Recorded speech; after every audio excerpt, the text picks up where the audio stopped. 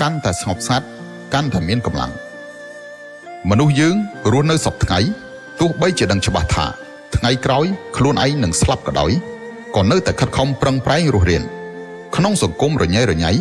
មនុស្សមើលចិត្តមិនធ្លុះបន្ទុកដែលមិនអាចទម្លាក់ចោលបានដំណើរជីវិតឡើងចុះគ្មានទីបញ្ចប់ឆ្លងកាត់ឧបសគ្គរាប់មិនអស់ភាពអស់សង្ឃឹមដែលមិនអាចប្រៀបផ្ទឹមបានបំភ្លេចមិនបាននៅរឿងអតីតមួយថ្ងៃរវល់មិនចេះចប់ស្មានមិនត្រូវនៅអនាគតទីបំផុតមិនដឹងរលាយបាត់ទៅទីណាតើមនុស្សយើងរស់នៅដើម្បីអ្វីទៅចង់ដឹងពីមូលហេតុដ៏សំខាន់នេះគឺមិនអាចប្រើភ្នែកមើលបាននោះទេត្រូវប្រើចិត្តដោយភាពស្ងប់ស្ងាត់ទៅមើលទើបឃើញច្បាស់លាស់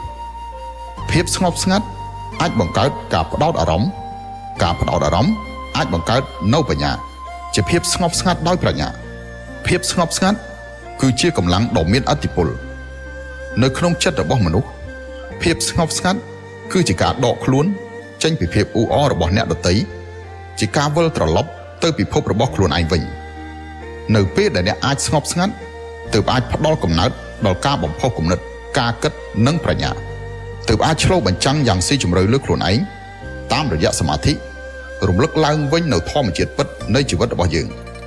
ការគ្រប់គ្រងចិត្តជាថ្នូរនឹងការគោរពធម្មជាតិរបស់យើងចេះស្រឡាញ់ថែរក្សាជីវិតនិងការរស់នៅពិតប្រាកដផ្ដោតលើរឿងដែលអ្នកចូលចិត្តមិនអួតអាងមិនរវើរវាយនៅក្នុងពិភពលោកខ្លួនឯងធ្វើជាមនុស្សស្ងប់ស្ងាត់និងសមរម្យធ្វើចិត្តកាន់តែស្ងប់ស្ងាត់និងសាមញ្ញរាប់អានក្រុមមិត្តភក្តិដែលល្អនិងសាមញ្ញជីវិតនឹងរលូនឥតខ្ចោះដោយធម្មជាតិឲ្យតែយើងអាចស្ងប់ចិត្តបានអ្វីគ្រប់យ៉ាងគឺអាចធ្វើទៅបាននៅពេលមនុស្សម្នាក់មានវិញ្ញាណនៅក្នុងខ្លួនមិនថានៅក្នុងកន្លែងសុខឬកន្លែងទុក្ខលំបាកទេប្រកបជានឹងអាចរកឃើញនៅវិធីដែលស័ក្តិសមនឹងខ្លួនឯងទៅប្រឈមមុខនឹងជីវិតរស់នៅ